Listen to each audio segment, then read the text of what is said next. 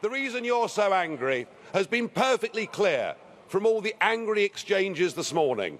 You, as a political project, are in denial. You're in denial that your currency is failing. You're in denial. Well, just look at the Mediterranean. No. As a policy to impose poverty on Greece and the rest of the Mediterranean, you've done very well. And you're in denial over Mrs. Merkel's call last year for as many people as possible to cross the Mediterranean into the European Union has led to massive divisions between countries and within countries. But the biggest problem you've got, and the main reason the United Kingdom voted the way that it did, is you have, by stealth, by deception, without ever telling the truth to the British or the rest of the peoples of Europe, you have imposed upon them a political union. You've imposed upon them a political union. And when the people in 2005 in the Netherlands and France voted against that political union, when they rejected the Constitution, you simply ignored them and brought the Lisbon Treaty in through the back door. What happened last Thursday was a remarkable result. It was indeed a seismic result, not just for British politics, for European politics, but perhaps even for global politics too, because what the little people did, what the ordinary people did, what the people who have been oppressed over the last few years and seen their living standards go down, they rejected the multinationals, they rejected the merchant banks, they rejected big politics, and they said, actually, we want our country back. We want our fishing waters back. We want our borders back. We want to be an independent, self-governing, normal nation. And that is what we have done, and that is what must happen. And in doing so, we now offer a beacon of hope to Democrats across the rest of the European continent. I'll make one prediction this morning. The United Kingdom will not be the last member state to leave the European Union. So the question is, what do we do next?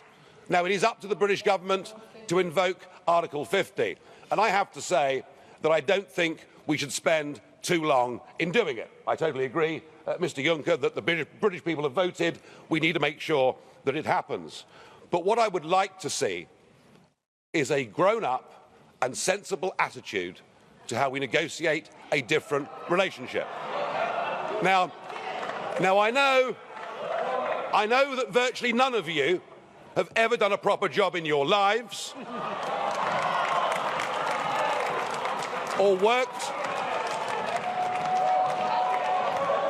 worked in business or worked in trade or indeed ever created a job. But listen, just listen. Herr Farage, Augenblick. Mr. Farage, just a second. Liebe Kolleginnen und Kollegen, bei allem Verständnis für Ihre Aufregung, Sie benehmen sich gerade wie UKIP sich normalerweise hier in diesem Haus benimmt. Also kopieren Sie sie nicht. Herr Farage, ich will Ihnen allerdings eines sagen. Ihre Äußerung, dass die Kollegen hier in diesem Hause niemals einen ordentlichen Job gemacht hätten, die müssen nicht von sich auf andere schließen. Das geht so nicht. No, you're quite right, Mr. Schulz. UKIP used to protest against the establishment, and now the establishment protests against UKIP. So something has happened here. Let us listen to some simple, pragmatic economics. Between your countries and my country, we do an enormous amount of business in goods and services. That trade is mutually beneficial to both of us. That trade matters. If you were to decide to cut off your noses, to spite your faces, and to reject any idea of a sensible trade deal, the consequences would be far worse for you than it would be for us. And even no deal is better for the United Kingdom than the current rotten deal that we've got. But if we were to move to a position where tariffs were reintroduced on products like motor cars, then hundreds of thousands of German workers would risk losing their jobs. So why don't we just be pragmatic, sensible, grown up, realistic, and let's cut between us a sensible tariff-free deal, and thereafter recognise that the United Kingdom will be your friend, that we will trade with you, we will cooperate with you, we will be your best friends in the world. But do that, do it sensibly, and allow us to go off and pursue our global ambitions and future. Thank you.